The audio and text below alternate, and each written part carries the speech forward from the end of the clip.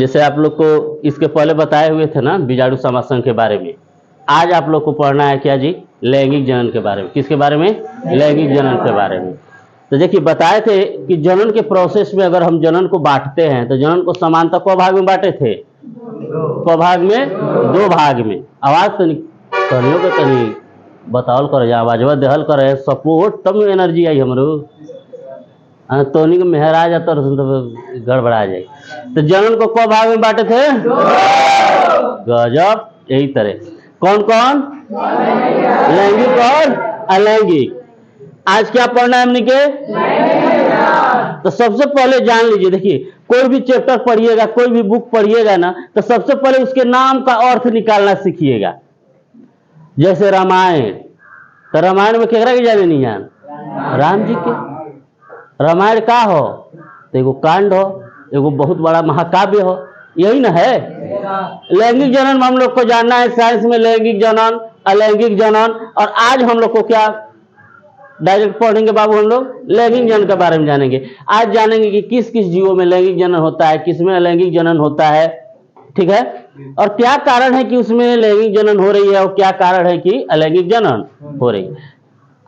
सबसे पहले ध्यान दीजिए लैंगिक जनन पे। तो लैंगिक जनन के लिए इतना जान लीजिए बाबू, जनन का वह प्रोसेस, जनन की वह प्रक्रिया, जनन की वह प्रक्रिया जिसमें नर मादा के, नर मादा माने मर्द मेहरारू, ठीक है,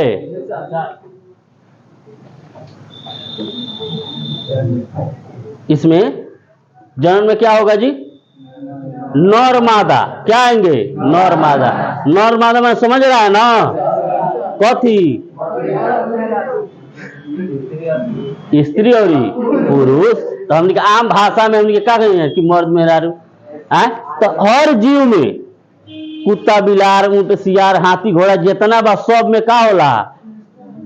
स्त्री होती है और पुरुष होता है, मेल होता है, फीमेल होता है। आदेहाती भाषा में मर्द मेहरारू होला ना। तो देखो इसमें लैंगिक जनन में कोई भी जीव है, अगर उसमें लैंगिक जनन हो रहा है तो बुझ जाना कि वो अकेले नहीं है, दो जीव उसमें है। लैंगिक जनन की खूबियां क्या है बाबू? तो इसमें नर और मादा दोनों के जननांग आपस में मिलकर संयोग से जो एक नया जीव की उत्पत्ति होती है उसे हम लोग क्या कहेंगे? तेकर परिभाषा करने के लिए जैसे कि जनन की वह विधि, सुन हम बोल रहे हैं एक बात तो नहीं के बोलना, ठीक है? जनन की वह विधि जिसमें कोई दो जीव नर और मादा के जननांग आपस में मिलकर जब एक नए जीव का निर्माण, उत्पत्ति या जन्म देते हैं तब उसे हम लैंगिक जनन कहते हैं। याद रही, लैंगिक जनन आई तो का याद रही कि ई जनन होई तेकरा में नर मादा, मेल फीमेल दोनों चाहिए, दोनों रहिए सुन तबे होई। अब ई ना एगो इंडिया में बा, एगो चल गई विदेश में, तो मोबाइल से थोड़ी हुई ना। इसके लिए दो बॉडी का होना, दो जननांगों का होना बहुत जरूरी है। दो बॉडी दो जननांग का होना बहुत जरूरी है। अच्छा बाबू, जैसे हम यहाँ बांटे हैं, हाई बायोलॉजी में अटका दी, समझाओ में बढ़िया रही। चला मेटका हो आए ना, पेपर दो।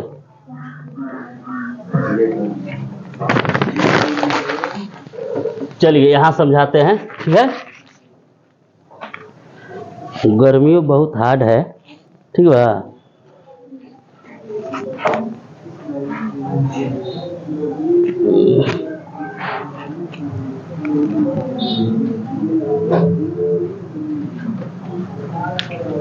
जैसे यहाँ लैंगिक जनन में हम आप लोग को बताए हैं बाबू, नर और मादा के जननांग होना जरूरी है, ठीक है?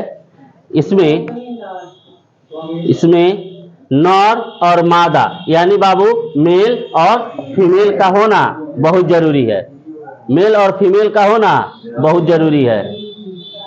अब मेल में यहाँ देख क्या है?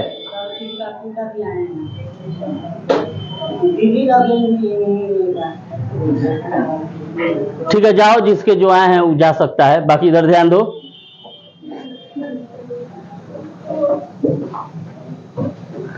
बताया ना बाबू कि लैंगिक जनन में दो जीवों का होना जरूरी होता है। कौन कौन? नर और मादा। तुम कहाँ जा रही है? जाई जाई प्रॉब्लम होगी और अलग से रहने में कोनो फायदा नहीं।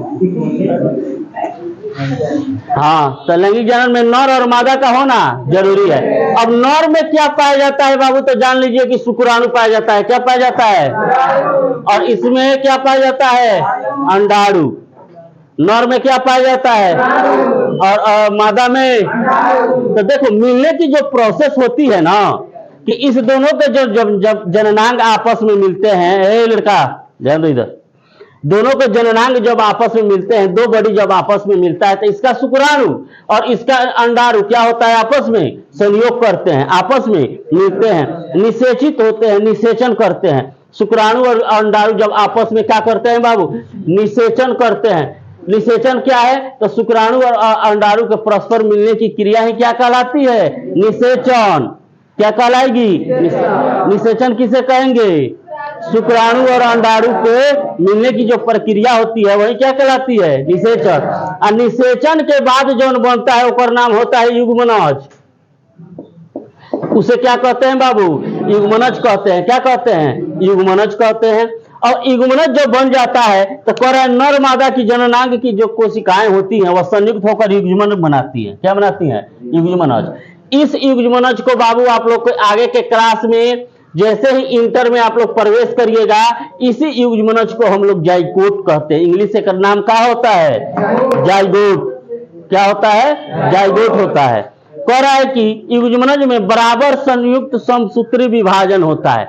अब देखिए भाई, शुक्राणु हो गया ना बाबू, ये अंडाणु हो गया ना, यह नर हो गया और यह मादा।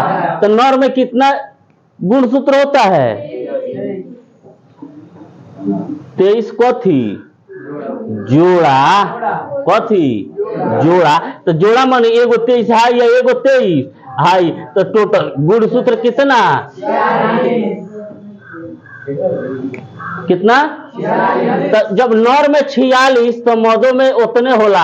मदों में क्या होला? उतने। कितना होला हो? हाई जोड़ा में बा 23, हाई 23 जोड़ा में बा। तो शुक्राणु देखो यहाँ गुणसूत्र को गो 46 गो, हैजा गुणसूत्र को गो 46 गो।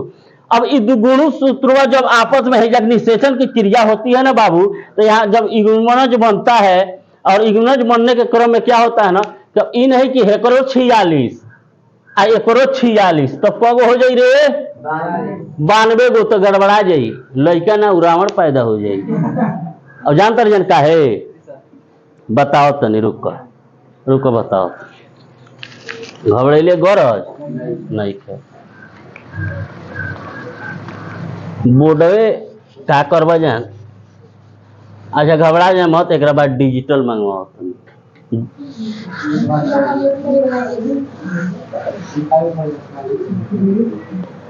अब देखो हमें का आयल बाबू? शुक्राणु। हेकरा में का अंडाणु। हेकरा में को जोड़ा हो? 23 जोड़ा।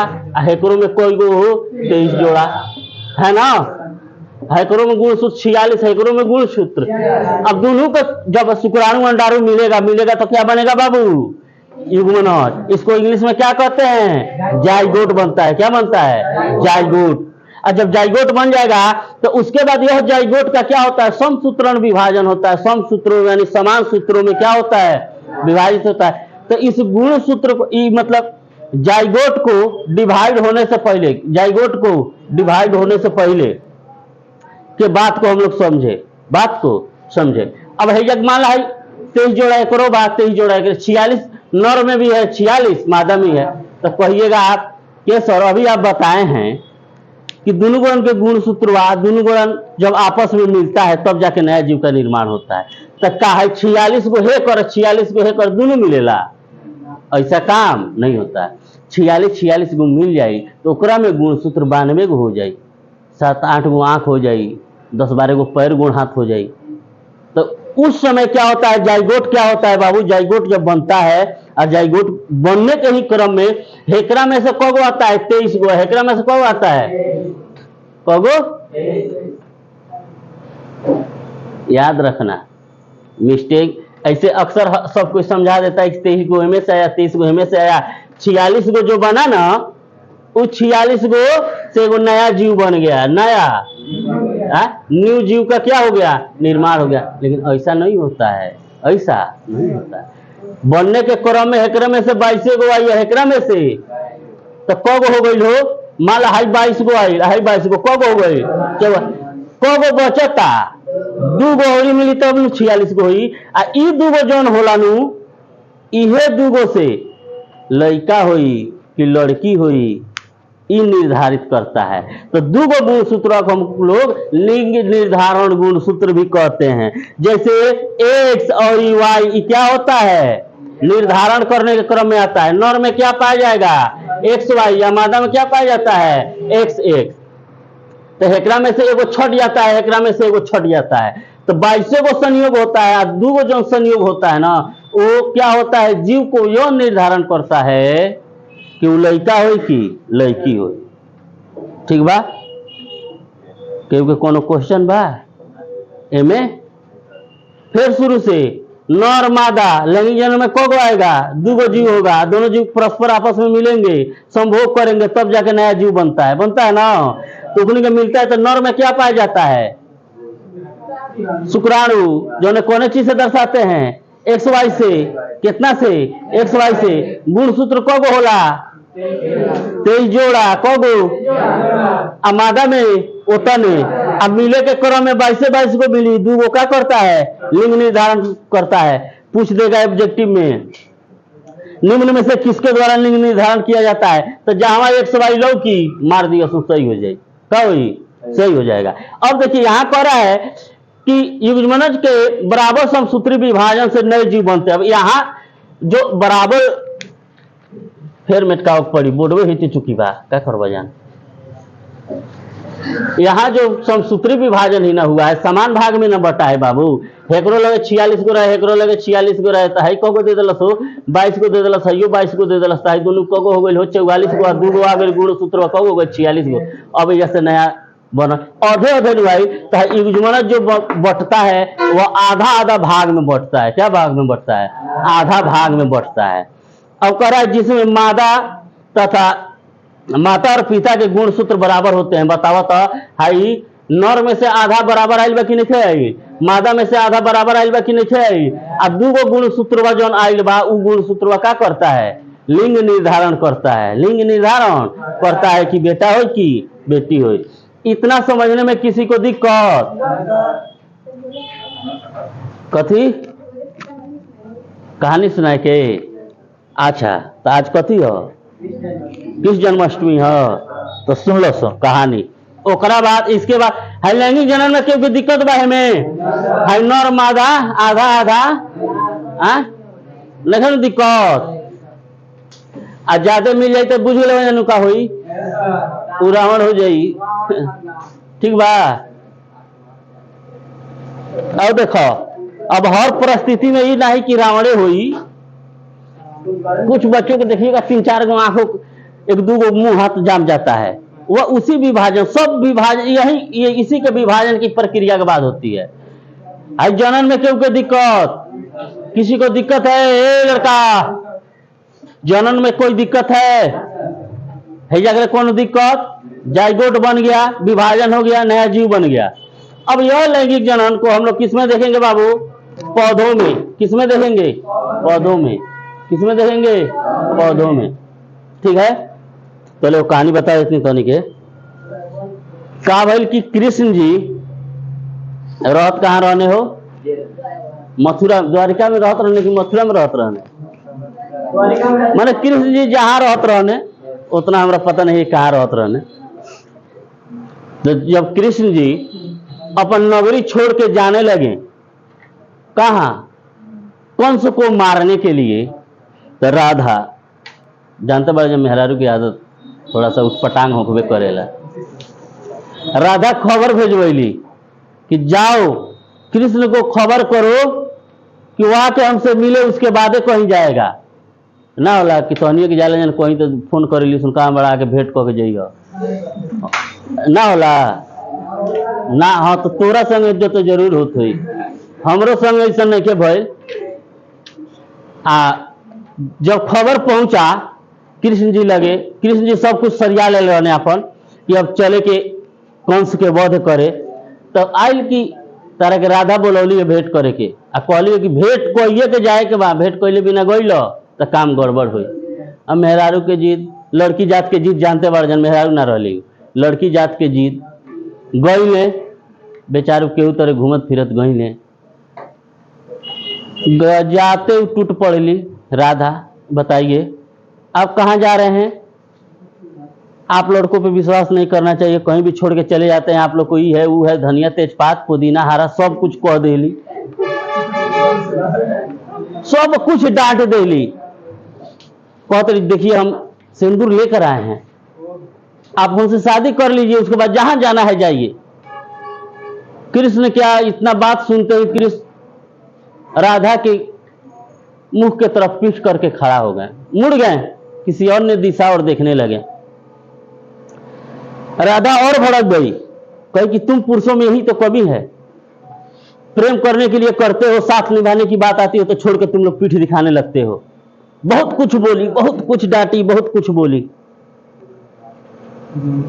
लास्ट में राधा बोलती है कि अब तो तुम जा ही रहे हो, अब तुमसे कोई उम्मीद तो है नहीं, तुम तो शादी करोगे नहीं, हमको तो बदनाम करिए दिया, कम से कम एक बार पलट के अपना चेहरा तो दिखा दो। जब कृष्ण पलटते हैं तो कृष्ण कृष्ण में रहते ही नहीं है, वह खुद में राधा हो चुके रहते हैं, और वहीं पे राधा को बताते हैं कि देखो राधा, मैं खुद राधा हो चुका हूं, मैं कृष्ण है ही नहीं, तो अब मैं शादी करूं तो किससे करूं? प्रेम में एक होना जरूरी होता है, एक राधा और कृष्ण एक ही हैं, वो अलग नहीं है, वही बताते हैं। ये कारण है कि मंदिर में राधा बाड़ी रुक्मणी नहीं खी, खैर होकर चाहे ना होकर, लोग के आपसी मामला रहे है ना, वह लैंगिक जनन में कोई दिक्कत, कोई दिक्कत नहीं। अब आइए करा यह लैंगिक जनन को हमको किस में देखना है बाबू? पौधों में देखना है। किस में देखना है? पौधों में। कर पौधों में जनन की जो प्रक्रिया होती है ना बाबू, उसकी शुरुआत पुष्प से होती है, जो फूल खिलता है ना उसकी शुरुआत वहीं से होती है। करा इसमें पुष्प के भीतर होता है, लैंगिक जनन की जो प्रोसेस होती है वह किसमें होगा बाबू? पुष्प में होगा। यानी देखो पुष्प में भी क्या होता है बाबू? नर भाग पाया जाता है और मादा भाग पाया जाता है। पुष्प में, फूल में भी कौन कौन भाग पाया जाता है? नर और मादा दोनों पाया जाता है। कह रहा है कि नर जनन अंग को पुमंग या पुंकेसर कहते हैं। नर भाग को क्या कहते हैं? ऑब्जेक्टिव उठाएगा, ऑब्जेक्टिव यहां से जरूर उठाएगा कि पुष्प के नर भाग को खाली स्थान क्या कहते हैं? पुमंग या पुंकेसर। और मादा जनन अंग के जयांग या स्त्री केसर कहते हैं। यानी देखो हाई जो पुष्प का नर भाग है इसको हम लोग क्या कहेंगे बाबू? पुमंग कहेंगे, या इसको हम लोग क्या कहते हैं? पुंकेसर कहते हैं। क्या कहते हैं? पुंकेसर। और जो मादा का भाग है उसे क्या कहेंगे? जयांग कहेंगे। क्या कहेंगे? और या इसको और क्या किस नाम से जानेंगे बाबू? तो स्त्री केसर। किस नाम से? स्त्री केसर। यहां तक किसी को दिक्कत तो कहिएगा कि सर आप पढ़ाए हैं कि पौधों में जो जनन की प्रक्रिया होती है वो अलैंगिक होती है, अलैंगिक होती है। बताएं कि अलैंगिक होती है, तो सभी पौधों में ऐसा नहीं है कि अलैंगिक ही होता है। जो उसमें प्रोसेस पाया जाता है वह लैंगिक का प्रोसेस है। कि लैंगिक प्रोसेस एक ही चीज को कहता है कि किसी भी पेड़ पौधों में, जीव जंतु में अगर नर मादा का भाग है तो वह लैंगिक जनन कर सकता है। लेकिन इसमें जानते हो क्या होता है पौधा में? कि पौधों में नर और मादा एक गो में होता है, एक गो पेड़वा में होगा। और सबसे बड़ी इसमें दिक्कत यह होती है कि नर भाग और मादा भाग एक साथ को वो विकसित नहीं होते हैं। करोड़ों में एगो विकसित हो गया तो हो गया। पुष्पों में नर भाग भी होता है और मादा भाग भी होता है और दोनों एक साथ विकसित नहीं होते। तब यहां समस्या उत्पन्न होती है कि परागण कैसे होता है सर? वह निषेचित खुद को कैसे करते हैं? तो उनके परागण की क्रिया 3 माध्यम में होती है बाबू। कीटों के माध्यम से होती है, हवा के माध्यम से होती है, जल के माध्यम से होती है, अन्य जानवरों के माध्यम से होती है। अब हवा के माध्यम से मान लीजिए बाग में फूल खिला है, किसी का नर भाग विकसित हो गया है, मादा भाग विकसित नहीं है। तो नर का जो पराग होगा वह उड़ के क्या चला जाएगा, मादा वाले भाग में चला जाएगा। कहां चला जाएगा, मादा वाले भाग में। ऐसे प्रोसेस वहां होती है। यहां छोटी सी चीज को एक देख लेना है बाबू, ध्यान दीजिएगा कि नर में कौन कौन से भाग आएंगे। कह रहा है नर में जनन अंग कौन कौन से होते हैं, पुष्पों के, पुतंतु, योजी, और क्या होता है जी, परागकोश। यह किसके भाग हैं, नर के भाग हैं। किसके भाग हैं, नर जनन अंग के भाग हैं। लेकिन किसके, पुष्पों के, फूलों के। किसके, फूलों के। पूछेगा पुष्प के नर भागों को लिखे तो क्या लिखिएगा, पुतंतु, क्या, योजी, परागकोश। क्या कहते हैं, कह रहा है देखो बाबू, इसी परागकोश के अंदर परागण की क्रिया होती है। इसी परागकोश के अंदर क्या होती है, परागण की क्रिया होती है, जिसमें नर और मादा युग्म आपस में क्या होते हैं, मिलते हैं। इसके बाद है यहां देखिएगा मादा जनन अंग। मादा जनन अंग सुने हैं, मादा जनन अंग में क्या क्या आएगा बाबू, अंडाशय आएगा, वर्तिका आएगी और वर्तिकाग्र आएंगे। क्या क्या आएगा, अंडाशय, वर्तिका, वर्तिकाग्र।